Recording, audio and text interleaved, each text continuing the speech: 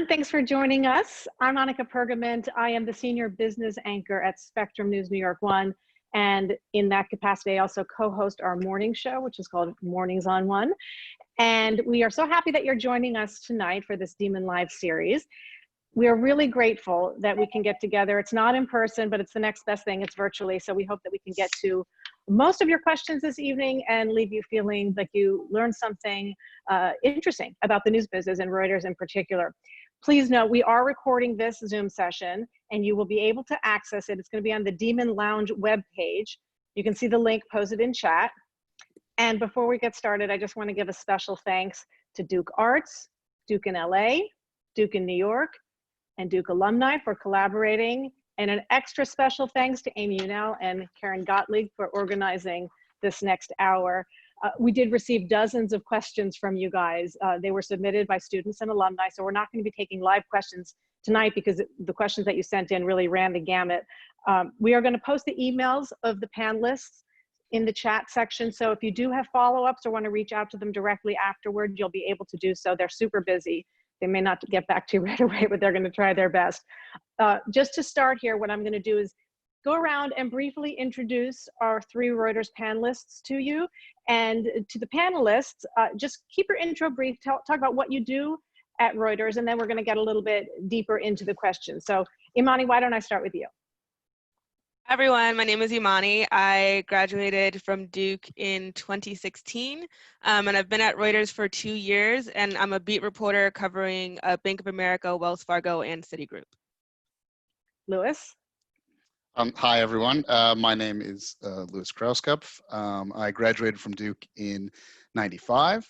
And I've been at Reuters for about 15 years. Currently, I'm a markets correspondent, but for the last 6 weeks, I've been on loan to the health team here as a breaking news editor, helping coordinate and organize coverage of healthcare and coronavirus. Anna, your turn.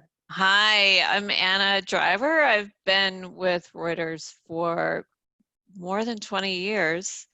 I graduated in '88, and I am a breaking news editor. So I think I forgot to say the year I graduated. I'm a Duke 91 graduate. All right, so the first question is, it's really something that has affected everybody in the news business, and it's what we're all living through right now.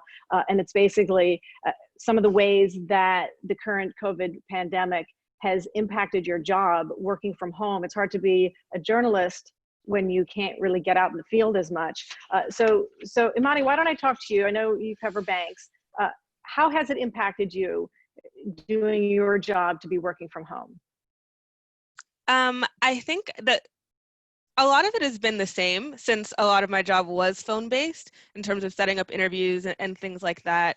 I think what I've lost is definitely the face-to-face. So there would be times when you do get you go to a bank and you sit down with the executive and talk to them in that way. And now that's happening over the phone, which means you do lose some of the color and some of the candor that you could build up in person. And also source meetings. I was big on meeting people after work or maybe for lunch, and it's easier to develop sources that way. So I've definitely been leaning on my existing Rolodex in terms of growing the Rolodex. That's what's gotten a lot harder during COVID. Lewis, I know you're one of the people whose job has totally shifted during this time. Talk a little bit about what work you're doing now versus what you were doing leading up to this. So I had been a markets correspondent, so writing in particular about the stock market, everything from sort of the macro, what's going on in sort of the market, and describing what's happening in the market on a given day, to sort of sectors and even individual stocks. But yeah, for the last 6 weeks, I've moved over to the health team. We've increased our resources covering healthcare and coronavirus during all of this. I used to be a reporter covering healthcare companies like the pharmaceutical industry and biotech industry. So I did have some of that background. And now I am an editor, in particular in charge of helping coordinate breaking news and making sure we're on top of breaking news, in particular related to the medical race, which is sort of the race for vaccines and treatments and tests and developing all of that. And as well, understanding the science behind all of it. That's even though that's part of your background, though, is that a sort of a steep learning curve to how is your, because you got to get the, if you're not a science person, how do you navigate learning that so quickly and being able to report on it, the Yeah. jargon? Yeah, I'm not a science person. I actually took 0 science classes at Duke, so I'll bring that up. And that definitely is a regret given what I've gone on to work on in my career. But it's definitely learning on the job. We have an experienced team, so that helps. It's sort of just helping them with priorities and helping make sure they're able to do the work they need to do is a big part of my role. And you used to be on the team too, right? Yeah. So that I was yeah, about 8 years ago I was when I left the team, but I started at Reuters as a healthcare reporter, covering health insurers and biotech companies and the pharmaceutical industry. So I was part of that team for 7 years. So I did have that in my background. That helps, even though a lot of what's happening today is obviously very new. And Anna, so you and Louis work together at Reuters. Talk a little bit about what you do as a news editor. Right. So what does I'm your job entail? Right, I'm a breaking news editor, so it's been a challenge for me to be working from my apartment for months and months, because normally I'm in the newsroom and we have to cover things as they're breaking, and so I will yell at people I need to yell at, and ask people to get on stories right away. So that communication, I would say, has been the biggest challenge for me as someone who's used to talking to people and getting instant results from those conversations. So it's been a little bit of an adjustment, we use Teams at Reuters, communicating solely on Teams and through email. So yes, it's hard. Does it ever stop? I guess that's a question that a lot of people face now, because the news cycle is sort of never ending, especially with this story. No, this story, I mean, it's been fantastic to cover, but it's, it really, and Louis can attest to this too, and Imani also, like it's touched every sector, every company, Reuters does primarily business news, but just everything you can imagine, every person, and it really never stops. I mean, so we've all been working really hard. So let's talk a little bit about the editorial process of covering a story from the original idea to actually seeing it go up on Reuters. What is the process of, there's breaking news, right? But then how is a story pitched? Is there room for other types of journalism? And what does that process look like? So there absolutely is, but I'm gonna ask Imani. I'm not running a team of reporters now. I used to run our media and telecoms coverage, but she's probably better placed to talk about that as a reporter, because that's really where you want your ideas to come from. Yeah, definitely. I mean, I think that the official pitch process at Reuters it's evolved a few times since I've been there, but I think that's just a function of media companies trying to figure out like how to get things out the fastest and the best way possible. But I mean, I just had a story run today that was kind of a non-traditional get a scoop, break the scoop. And I was talking with a source who had mentioned something about spending power in the Black community and what COVID was doing to it. And then I took that idea and started talking to more people and doing some offbeat stuff. So talking to Black business owners in my neighborhood.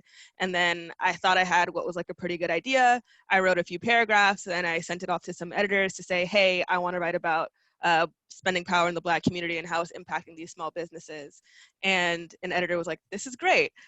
Here's some additional questions and places that I want you to take the story. This is how we can get the video team involved. And it took like 2 weeks, but it came out today. And I think that's just an example of how something can go from idea that you're chatting with a few people to actual publication. But I think like the key to know as a reporter is that you have to know your editor really well, but in most cases, it's best not to go to your editor with a half-baked idea. At the point where you're presenting it, you probably want to have made a few calls and have some stuff to stand it up first. it's a great point. I wonder how you juggle that as well as covering, you just said that you were covering bank earnings all day. So is that something that you just have to like squeeze in when you can, or do you get to carve out time to do that once it's greenlit? It depends. Mostly it's squeeze in when you can. It depends on your relationship with your editor. I think at Reuters is another cool opportunity that we have is secondments. So there are official opportunities where you can actually be off of your beat to focus on something else, whether it's to go cover healthcare, to go cover the Olympics or something like that. So this wasn't necessarily a secondment. This is just something that I was really interested in and something that the organization thought was an important story, but there's not necessarily a beat reporter to do. So it's something that I've been working on in addition to covering bank earnings. So it's been quite a busy time. And Louis, now that you're covering mostly, in the health beat with this story that we're facing, are you still in touch with your sources from prior beats that you covered from where you came from? And are you exclusively doing health right now just because it is such a big story? Or are there stories that are sort of sidelined that you're saving for a later date? How's it working for you? I mean, this role is pretty much taking up all my attention at the moment. I mean, it's really, really busy. And that is the reason that my role was basically created, is because there is such a huge influx of breaking news in the coronavirus sort of space and area that we need more people to help report it, and we need more people to kind of traffic cop it to sort of see what we need to be reporting on. So I've kind of left the market stuff that I was working on to the side, and there's still a great team of reporters who's working on that. But I would just say, it's also in terms of the increase in demand for news, we're covering, the bar in a way is lower for what rates as news on the medical beat. And I'll give an example. Is a huge story that broke tonight is Moderna, which is one of the companies in the United States that's in the lead for developing a vaccine, put out their sort of early stage data, was published in the New England Journal of Medicine. It's phase 1 data, which is usually not particularly newsworthy for most conditions, but for this, it's huge news. It's huge news that's in fact potentially going to move the market. So it's really, I've sort of been fully focused on this role for now. Yeah. People are really hungry for any news about potential. I mean, as people who are stuck at home with kids who aren't in school, like people, investors, everybody are really, really focused on any tiny development about therapies for COVID and vaccinations for COVID. So that's where I've been a big focus of Reuters has been recently, just because there's just an enormous appetite for it. As you can imagine, like all of our lives have been disrupted, and so people really just want, any little bit of information they can get about what companies are doing to, stop the spread of COVID, essentially. So Anna, in your job then, how do you balance trying to get that news out there, but keeping it in perspective? If it's a vaccine, for example, I think there was a vaccine headline a couple of weeks ago, and the stock shot up, and then it was sort of like a non-starter. But how do you decide what to give the big headline to when there's so many candidates out there? And while you're saying it's your job to get it out there, how not to sort of blow it out of proportion and to keep it in perspective? So I would call Louis and say, Louis, help. I don't know, is this a real thing or is it not a real thing? So I have to rely on the expertise of our health team. And like he said, they're a very experienced group of people.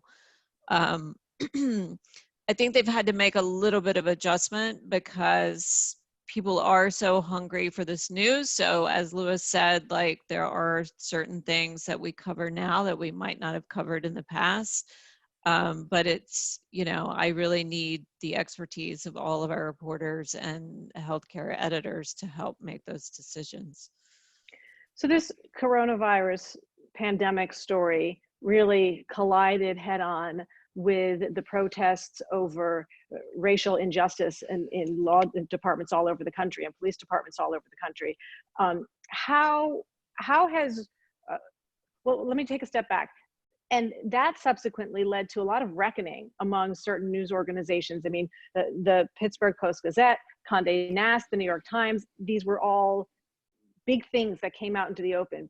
Big people were forced to step down and sort of acknowledge things that they had done in the past. First, what's Reuters' approach been to this sort of sea change and this awakening that people are having and these protests that continue to go on? Imani, I'll pose that to you. If you've had conversations in the newsroom, both on a, or I guess you haven't been in the newsroom, but conversations with your colleagues, both on a personal level and as well as an institutional level. Sure. I mean, I think that, Reuters is pretty similar to most of our peers in terms of newsroom diversity. So it's a conversation that we all had to have because obviously the racial tensions in the country was the story for a few weeks. I hope it continues to be your story. But in terms of like, who are the journalists that you have covering those stories, right? Do you have journalists of color who are able to add their perspective, or at least editors, to kind of guide the coverage and make sure that you're considering different things? And at Reuters, that wasn't always the case. And I think that, in the breaking news situation, like as news was breaking, I wasn't privy to all of the conversations because I'm not an editor. But to the best of my knowledge, I think the newsroom tried to come together and source ideas from as many different parts of the newsroom as possible to make sure that we're telling the story in the best way that we can. So there's the way of telling the story, and then there's the sort of newsroom culture reflection. And we also saw a lot of this with Me Too, where I'm thinking of NPR and like some of these, I don't want to name people or organizations. I mean, it's all been in the news, but these reckonings that people have where all of a sudden they sort of shine the light on themselves and they said, you know what, like we actually have a problem. And as much as we like this person, this leader within our organization, they have not acted appropriately and fairly in the past, and that needs to come to light. Are you guys is Reuters having those kinds of conversations? It seems like they're seeping into every type of company these days in every sector, and the media certainly is having its own reckoning in many ways. So, I can take that because, I've been with the company for a very long time, and I can tell you that diversity is always something that we've talked about, but, as Imani said, like Reuters looks like a lot of other news organizations. And now with what's happened recently, we have the benefit of having a new president of Reuters News who said this was a priority before all this happened. And now we have a new CEO of our parent company who has definitely made it a priority. So I would say that they are saying all the right things right now. But, we'll see, right? Like, we'll see. Yeah, as Imani pointed out, it'll be interesting to see how long the protests go on, what it leads to, and what long-term changes are ultimately made. I guess it's too soon to tell, but it's always interesting to sort of step back and see what your own organization is doing, like on a micro level and also on a bigger level. We got some questions about students, and I'm just going to basically try to keep it a little bit verbatim here because I just want you to understand the nuance that they want to know how students and alumni can find a balance between staying in touch with alumni about career opportunities, but at the same time, respect that people may be facing different challenges right now. So if somebody wants to reach out to you with a question, what's a delicate way that they can do that? How can they understand what you're going through? Because we're all going through a lot right now. Louis, I'll let you take a stab at that. I think it's like be politely persistent is probably like the best advice. I think it's email is certainly for me at least, I think sort of the best way to be in touch. And if recognition that if we don't answer a question right away, it's fine to check back. I would not recommend like a every day kind of checking back or in along those lines. But I mean, I think we all want to help and recognize that everyone was once at the start of their career, so that it would sort of be, it's fine to email and to follow up. I don't really see any problem with that, even though we are busy. Yeah. So I could go just ahead, add to that one. Just because I guess like for me, email is kind of the worst way to get in contact with me. Right. Old man, right. It's a black hole of a lot of nonsense in my inbox. So I mean, politely persistent, and I think everyone is different. Everyone has their different preferences. But maybe if email doesn't work the first time, do you follow that person on Twitter? Other like quasi-professional ways to reach out to someone. I think LinkedIn is a way to get someone's attention, just because I don't get that many messages on LinkedIn. But yeah, I totally agree with the pleasantly persistent. I don't know many other Duke alumni that don't appreciate being reached out to or aren't willing to help. It's just a matter of getting our attention at the right time. hit them on all platforms. Right. And I would actually argue that now is probably a good time. Like, make a list of 10 people that you want to get in touch with, because they're at home, right? Like, they're not in the office.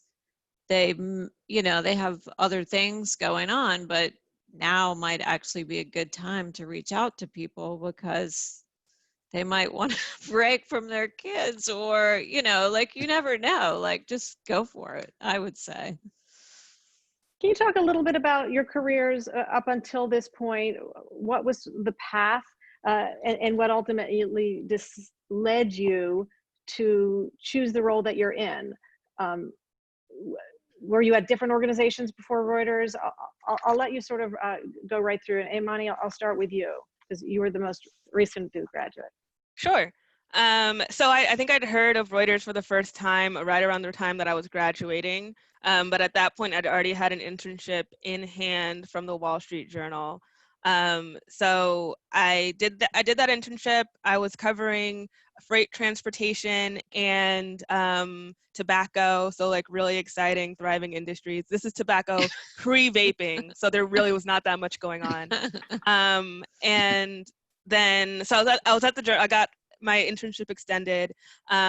And then I ultimately got a full-time job, but Reuters was kind of always on my radar. And at the Journal, I was doing breaking news, which in my role there was a euphemism for rewriting press releases really, really quickly, and doing that for about 18 months before I was kind of like, all right, I'd like to do other things. I really want to be a beat reporter. I want to get out there, talk to people, talk to sources. So I started looking for opportunities, and there was a job covering banks at Reuters. And I think I was very much in a place where I wanted to challenge myself and wanted to grow. And I think at the Journal, there was very much like wait, and I had lost a very important mentor to me in that newsroom. So the Reuters opportunity presented itself. I applied, and I got the opportunity to cover, at the time, 2 of the largest banks, which was definitely a challenging job. And similar to Lewis, I did not take any finance classes while I was at Duke, so I was very much learning, learning as I was applying to earn the job. But yeah, it's been challenging, but I very much like the fact that once I got to Reuters, I was seen as a reporter. And I think just because I was hired from an internship, and given my, just the way I was hired at the Journal, I was always going to be seen as kind of a cub reporter for a very long time, and it was going to be very hard to shake that. And I've been happy ever since, so yeah.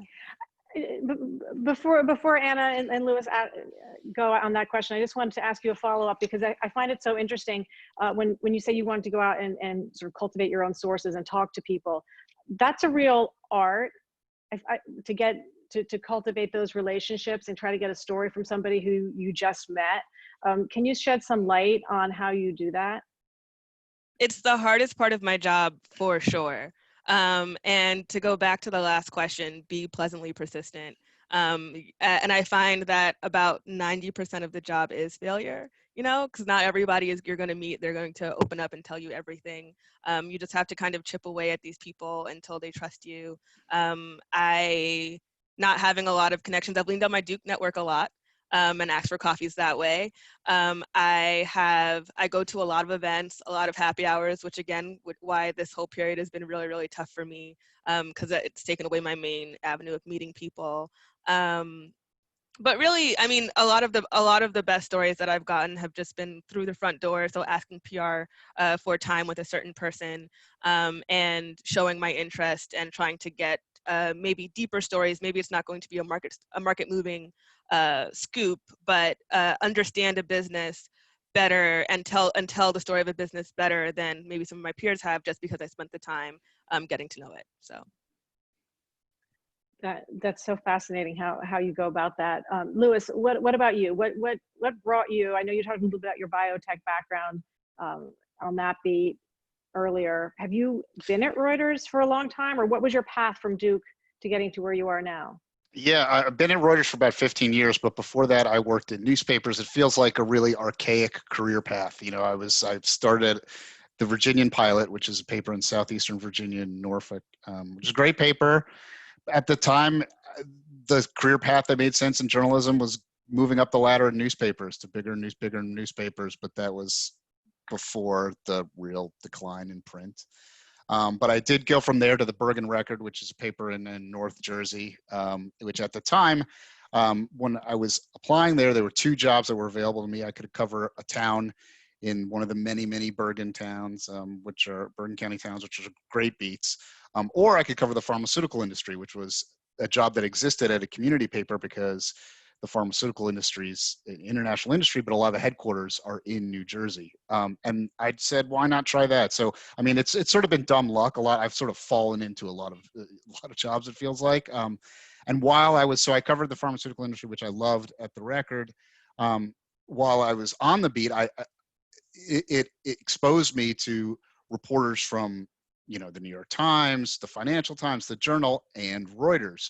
And one of my future colleagues at Reuters, a guy by the name of Rance Pearson, and I became friendly. And he one day, Reuters had an opening, and he gave my card to an editor at Reuters, and that's how I wound up at Reuters. And I started as a healthcare reporter, became team leader, which is sort of like a reporter / editor job.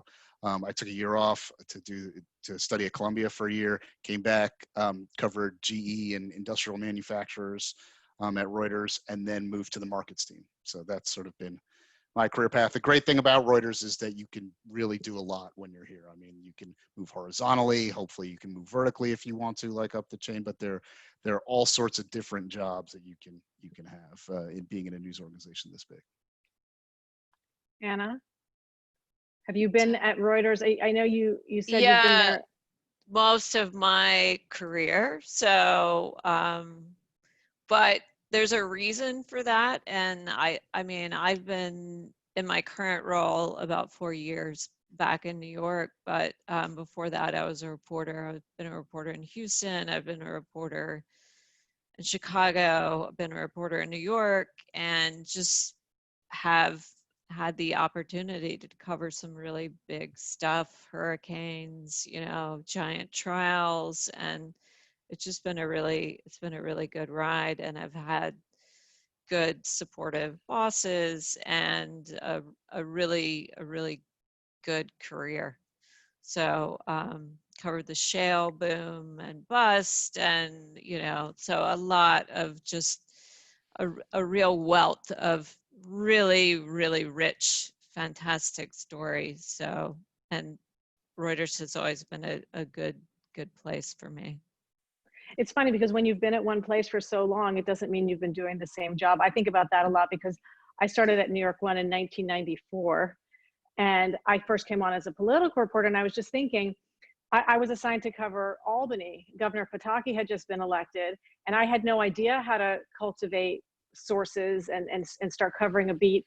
So Kevin Sack was the New York Times Albany bureau chief at the time. He's a Duke alum, and he took me under his wing and he taught me everything that I needed to know. And one of the biggest tips that I learned when the governor would give one of these long press conferences, all the beat reporters, would just sit there, and at one point or another, they would all start taking notes. And I'm like, haha, that's the news to know. And that was sort of, I would just copy what they would do. I would follow them everywhere. And eventually you learn how to do it on your own. Because I wasn't at Duke. I mean, I think I contributed a couple articles to the Chronicle. But Imani, you were on the Chronicle, is that correct? Were you a staff writer? Or tell us about your Chronicle experience and how, if it did help you as you became a professional. I was on the Chronicle freshman year. I think I was staffed by September because I was really eager and wanted to get involved in journalism my freshman year. But definitely by the end of my sophomore year, I wasn't as involved. But it was a really fun introduction to journalism for sure, because from my experience with the Chronicle is what prompted me to start taking the PJMS classes and start studying journalism academically. And then I was a blog editor my sophomore year. So just the exercise of coming up with story ideas to assign reporters, I think it just got me thinking of how to find stories around me and all the little things. But it's funny because even though I feel like the Chronicle was kind of a small part of my journalism experience, it's actually one of the reasons that I got that first internship at the Journal, obviously. But one of the things that also I wanted to mention this earlier was that my senior year, I remember I had a spreadsheet, I probably still have it saved somewhere, of 50 opportunities, like post-grad opportunities. And I think I applied to about 30 of them and I got back one. So be persistent. I think it's a bit of a crapshoot. But the editor who called me for the internship at the Journal was like, hey, have you ever written a business story before? And I was like, no, but I can learn. And she was like, are you sure? And I was like, yeah, I've never written one, but I've written about campus life. I've written about this. And then she like actually cites one of my stories and starts reading it to me. It was a story about this bar on campus called the Dillo, Armadillo Grill. I'm not sure if anyone was in that era of Duke, but they had a really, really great queso, and I love queso dip. Like it's a really random fact about me. And they were closing, and I was really upset that they were closing. So I wrote all of these stories about the disputes between the university and the restaurant management. And I thought I was just like writing a story about queso, but that editor was like, no, that was a business story. Like you're talking about contract disputes and stuff like that, and which vendors are going to get back into that space. So yeah, I think like the Chronicle taught me a lot of things I didn't even realize it was teaching me at the time. And those make the best business stories because people can relate to them and learn something along the way. What about you, Louis or Anna? Did you guys, either of you write for the Chronicle or have an experience with that? I did. I wrote mostly for the sports section while I was there because, frankly, I really wanted just to cover the basketball team and go to the basketball game. But although I didn't really get to, I think I started freshman year and I spent a lot of time covering women's volleyball, which was actually a lot of fun. It was just use all these access. You have access in a way that, I mean, although at the time you still had access to all the players on the basketball team when you were a reporter. It was still fun to report on volleyball. So I was sort of, I did sports mostly. I was sort of, I wouldn't say I was as fully committed as a lot of people who were writing for the Chronicle, who were really spending many, many hours there at the time. Senior year, I wrote a column, political general column for the news page. But I would say it was my sports writing did get me my first internship at the Virginia Pilot, which was a internship on the sports copy desk at the Pilot. And so that was crucial to starting my career in journalism. Anna, this is a question, and it touches, we were talking about how students or alumni need to be persistent in trying to reach out, but also in being ready to take that job. Are there books, films, other resources that you'd recommend people sort of familiarize themselves with so that they can develop their professional skills? And also, are there any specific skills that you suggest that students or alumni gain during this particular time that we're sort of in home lockdown, if they do want to pursue something in the field of journalism or creative industries? So that's a lot of questions. I would say, like, we all have to be like a huge consumer of news. So I would encourage people to read everything they can, just on a day-to-day basis. Like if you like the New York Times, don't just read the New York Times, check out Fox News. Like it pays to really look at, read BuzzFeed, read as much as you can, because that really will help you get a better sense of what's going on. Read the Journal, read the FT, read Bloomberg, read, like we do mostly business news at Reuters, but you really need to incorporate as many perspectives in your reading as you can. We saw a very prominent New York Times columnist quit today and wrote a letter, in the New York Post about why she quit and how she felt like her voice wasn't really heard in the newsroom. And I just think we all, when we're preparing for journalism, and Reuters is pretty good at this, I think, is just, including as many perspectives as you can, and being sort of as sort of down the middle as you can. And as you prepare for a career in journalism, you really need to incorporate as many viewpoints as you can.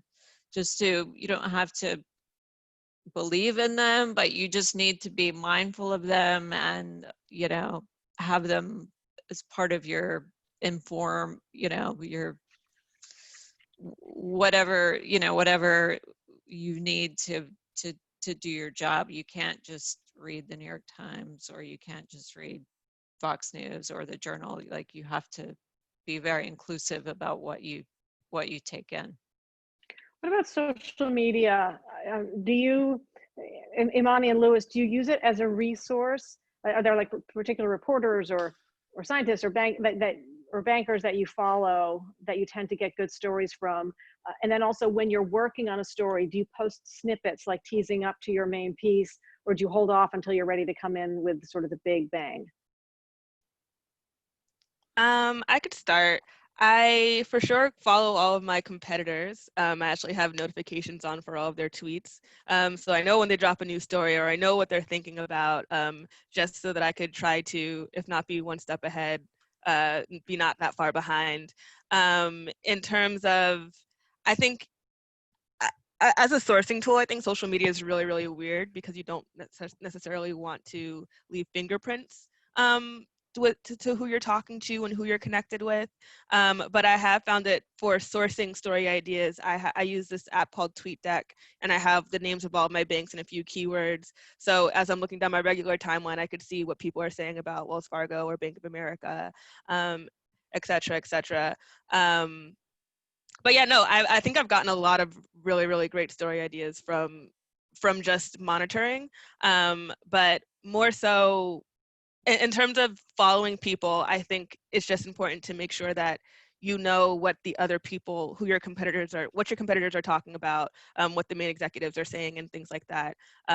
But to be proactive, you kind of have to keep an ear to the ground and do the monitoring thing instead of the following thing, if that makes sense. Yeah, it does make sense. Louis, are you active on social media in terms of using it as a resource, and also in terms of posting? Probably more as a resource than for posting. I mean, I think Twitter is for both markets and following breaking news. I think Twitter is a very key tool to help with monitoring. I mean, for markets, one of the jobs is to keep on top of when stocks or the market moves. And a lot of times we find that out through Twitter, like what the news is that's actually breaking, that is moving the market. I also use TweetDeck and organize it in, various columns. I've changed that a little bit for this other role covering healthcare, but I definitely, like Imani, I follow the competition to see what they're posting as far as what stories they have, to see if we need those stories as well. I'll follow like medical journals and key researchers and scientists.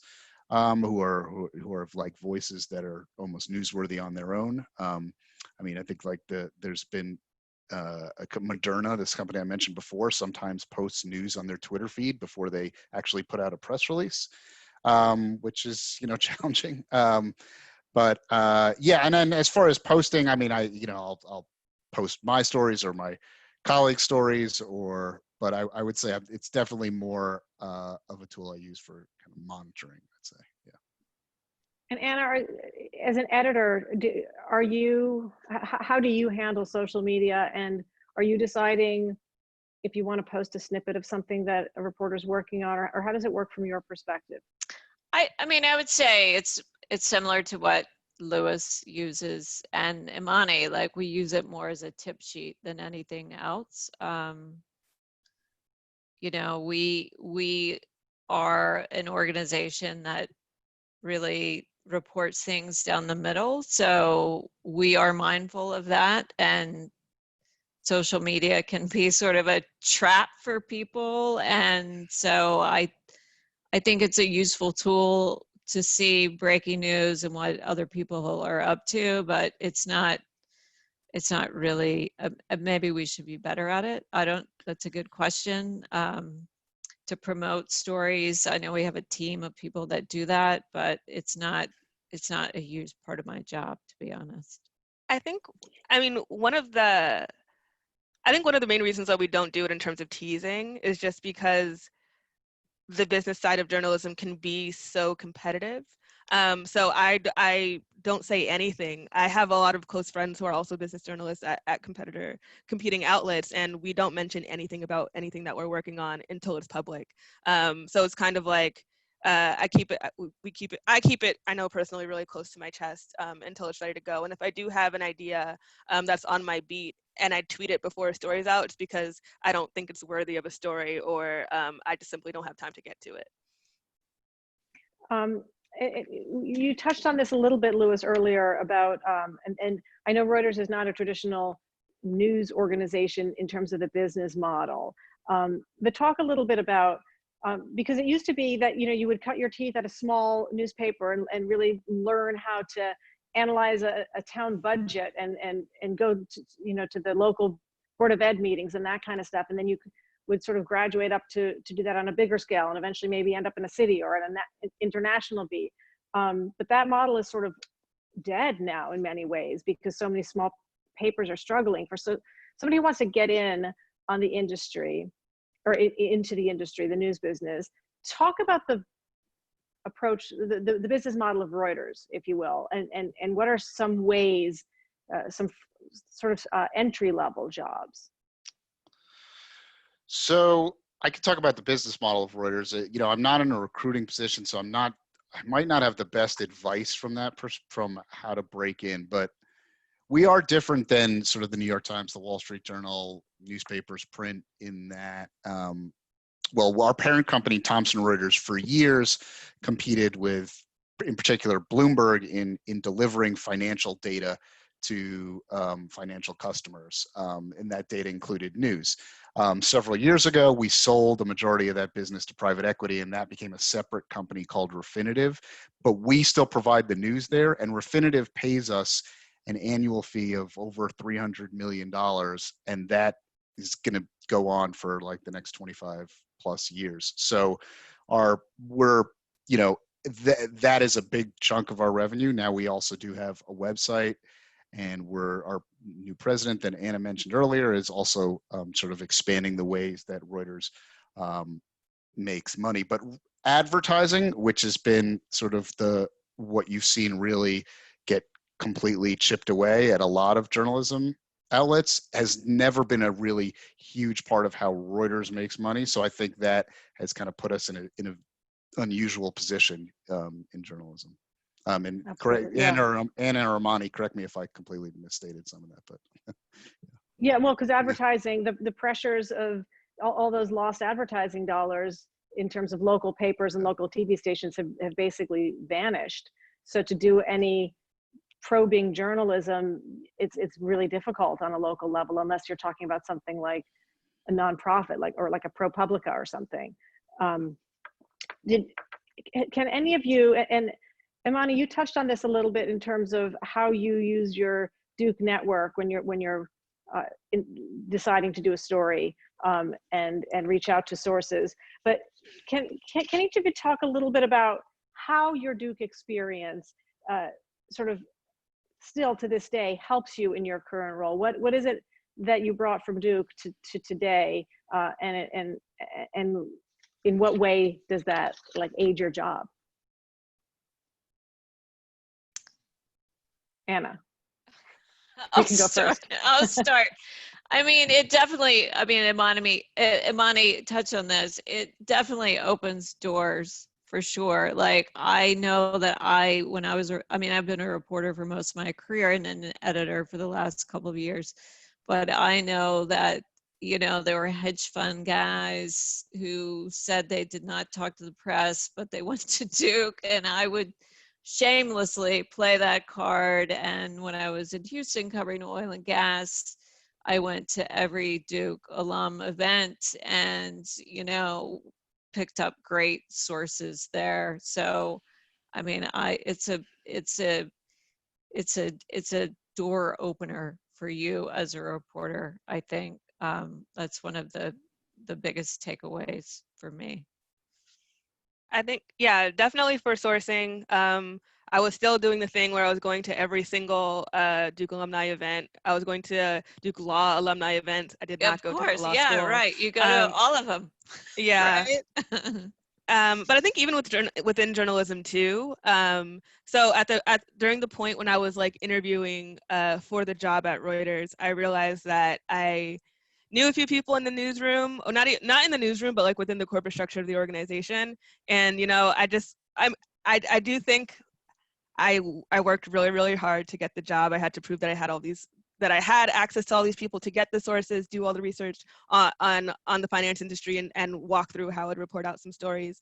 But I think it had reached to a point where I was like 3 interviews in, and I hadn't heard back for like 2 weeks. And I reached out to this alumni who I had met at a few events and said, hey, like, I'm really interested in this. And I was wondering if like you heard anything. And then like within 48 hours, I'd heard back and I'd gotten the job. So I think networking with the alumni, with alumni, it never hurts. It never hurts. So. And also talk about the skill set, because both you and Louis have this experience of covering a beat that you didn't necessarily specialize on when you were in college. You weren't studying business, like you said. So how difficult, what tools did you need to draw on to ramp up your knowledge of business when you were at the Journal and then at Reuters to become an expert in that? Because that's sort of like a inherent skill of a journalist, to learn how to relay complicated information and make it reader friendly, but to really understand your beat. What did that take? What kind of work did you have to put in for that? I could start off with that one as well. I think this reminds me of an experience that I had while I was still an undergrad, but during an internship at a broadcast company that taught me that I do not like broadcast at all. But I was talking to this executive producer who I really admired and said, hey, like, I go to Duke. We don't have a great journalism program. If I knew I wanted to be a journalist after Duke, I would have, after college, I probably would have gone to a school with a better J school. And he was like, don't worry about that, right? Like, what matters is your curiosity, the fact that you could think critically, ask questions, and write, right? So demonstrate that you could do those 3 things, and you'll be straight. I studied public policy, and there's a lot of writing there. It's a kind of jack of all trades major a little bit, where you do a little bit of econ, a little bit of policy, et cetera, et cetera. But I think that anyone who graduates from Duke kind of has that skill set of thinking critically. And I think most majors in Trinity, you have to write a decent amount. So yeah, I mean, just taking like all of the little mini beats that I've covered, from like freight transportation to retail, and then when I was on my breaking news job, literally every sector, it was just taking that curiosity to everything that I was doing and wanting to be good at it. And I think that's taken me pretty far. And you as well, Louis, especially, you're really putting that to the test these days. Talk a little bit about the actual skills and on in a practical level, how you actually go out and learn something to the point where you're able to confidently report it? Yeah, I mean, I think it's a lot of what we've talked about already. You have to be widely read, as Anna talked about. You have to want to talk to, as Imani talked about, the importance of sourcing and talking to people who know things. I mean, journalism, you can call anybody as a journalist, as you know, it's an excuse to call the brightest minds in any field and talk to them. And so you really have to want to learn. But if you do want to learn, you can learn from the best as a journalist. I mean, so you can call the person, you can try and get access to the people developing X, Y, and Z drug. You can, try and talk to the regulators in those fields. I think it's this is echoing a lot of what Imani just said, but you really have to have that curiosity and the desire to learn, which is, I think, why a lot of people become journalists in the first place. But once you have that, being a journalist gives you access to the places that you could learn from. And aside from the networking piece now that Anna and Imani touched on, is there something that you can draw from your Duke experience, the time that you were there, that's helpful in your current role? Yeah, I mean, I would say, I was also a public policy major, and definitely you had to, it helped develop your critical thinking while you were there and writing. And this is echoing what Imani said, but I think that was a key area to study to become a journalist later on. I think actually I did take some journalism classes as part of a public policy major. This is going back a long ways, but I definitely I took a class with John Feinstein, who is a writer who gave like a seminar, and he also emphasized, like Anna did earlier, the importance of reading widely. I mean, he had as much as we did anything in that class, we read a lot of books. So I do think those classes, combined with the experience I had at the Chronicle, were critical in becoming a journalist and developing my career. So.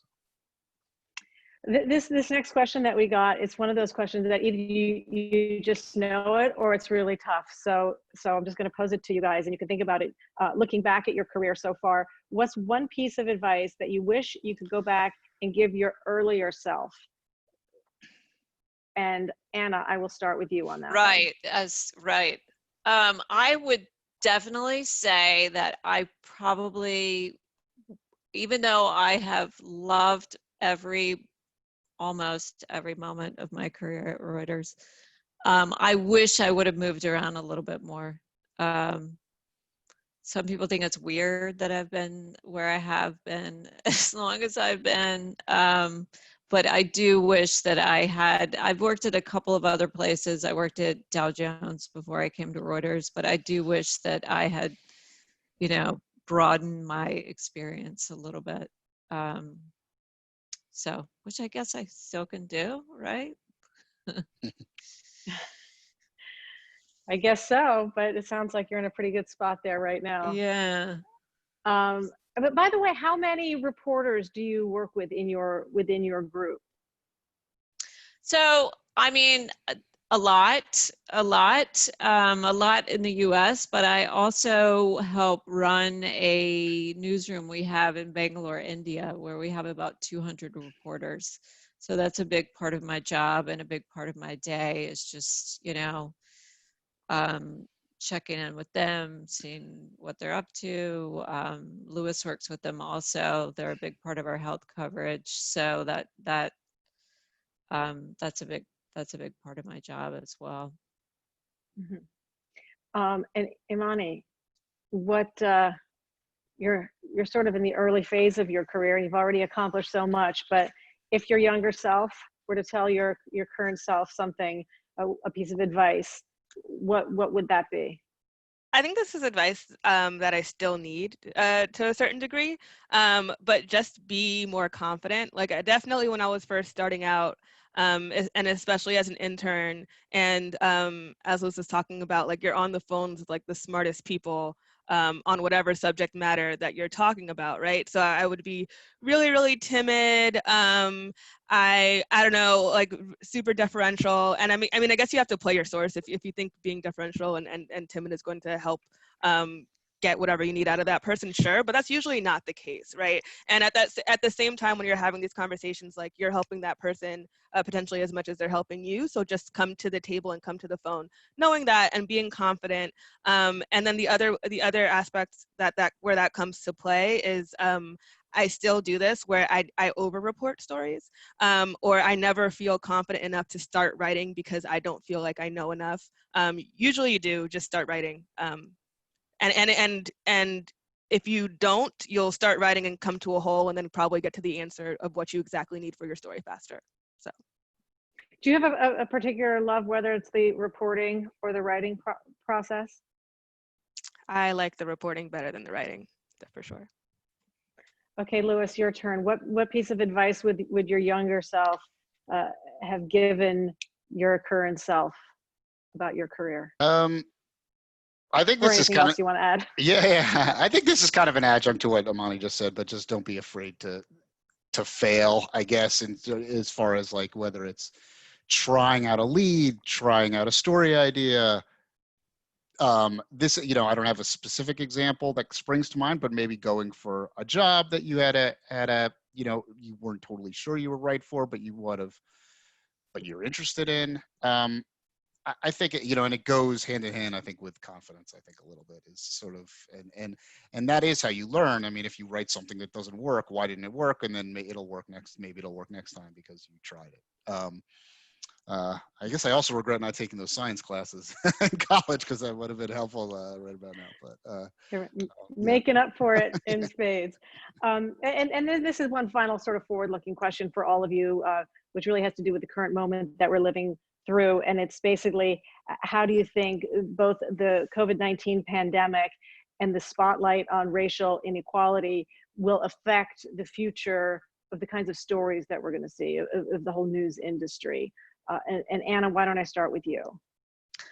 Well, I mean, I do think, and we're hearing some of this from our own company, I do think the office is probably not a thing as much as it used to be going forward. So I think that's one thing that we all will experience in the future.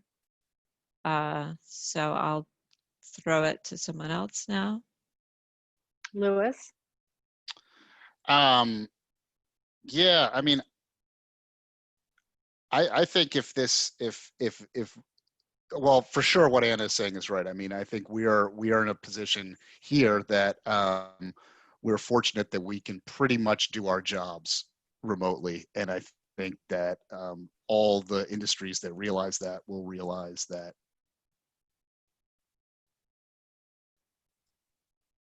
I think we may have lost Louis. Yep, we did. His feed froze. That's okay. I think we got his point.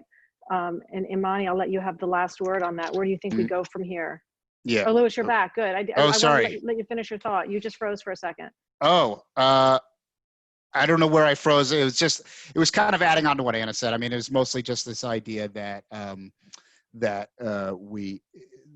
we're fortunate to be able to do our jobs remotely, and every industry that recognizes that has got to be asking the question, do we want to spend money on real estate right now, and travel as well. So I think there's going to be a lot of reevaluation of how industries operate going forward, and that's going to be a story for sure that Reuters is going to be covering. Yeah, and what that means for the future of cities and so many industries, which falls into your beat, Imani. But let me let you answer that question. Yeah, again, I'm a little bit contrarian. I miss the office. I miss my colleagues. I'm tired of having my cat. I miss it too. I want to talk to you. Yeah. So I'd like to, I mean, I think they were talking about letting people go back potentially, but they took away the coffee machine. So I won't be back if there's no coffee, but when things are ready to go semi back to normal, I think I'd like to go back to an office. Maybe it's not the same or the same amount of space or something like that. I mean, to the other part of the question, just about like how this moment potentially changes coverage. And I do hope that, as Anna said, like management in the newsroom is kind of talking the talk, but I think they've talked the talk before, and whether or not this is now a time of action, hopefully that comes to bear. And this is looping in one of your early questions about the books, but I actually sent a reading list, an anti-racist reading list for financial journalists to my team. And so I have this. Uh-oh, the background isn't letting it do the thing. There you go. Yeah, so it's called The Race Beat. Yeah, so it's by Gene Roberts, who had covered the civil rights movement, but he kind of starts all the way from the beginning about how race started being covered in the media. And it's starting off with the Negro was the term of the time, the Negro newspapers, which were the only people talking about race starting in the 50s, and then how the national media caught wind of it. But I'm still in the middle of it, so I can't pretend to know the whole thesis, but it's just basically about how the story of race is kind of the story of America, and how like our economy is based off of it, and there's always that lens through which you can view it. So this book is kind of helping people view any story through that lens. So I hope more people could read that, or consider more perspectives as they're reporting their quote unquote normal news or non-racially tinged news, to kind of see, all right, is there another angle to this? Well, it's important because we keep on hearing that we have to have these conversations, but you have to come to the conversation with some knowledge and some history and some substance. And so those kinds of reading lists are really crucial for anybody to move forward, especially journalists. And that story is not going anywhere if any true journalist has anything to say about it. And it seems like you guys are as committed to covering that as you should be these days, which is really nice to hear. This has been such a great hour. Thank you for your time. I know you guys have been working around the clock. It's been fascinating. Thank you for all the insightful answers to my questions, actually to everybody who's listening in's questions. Just a couple quick housekeeping things I want to tell everybody. There's a link on the chat to RSVP and to watch all the Demon Live episodes, including there's a special Do Create and Demon Live episode this Thursday, July 16th, featuring the star of NBC's Good Girls, Duke alumna Retta, and the creative team behind the show, including Duke alumna Lisa Katz, who's co-president of scripted programming at NBC Entertainment. So that'll be fascinating. Obviously, they are all sort of not doing anything right now, but I'm sure they have a lot of fascinating stories to share. So thanks again for joining us. Have a wonderful night. Stay safe, be well, and we'll see you at the next Demon Live.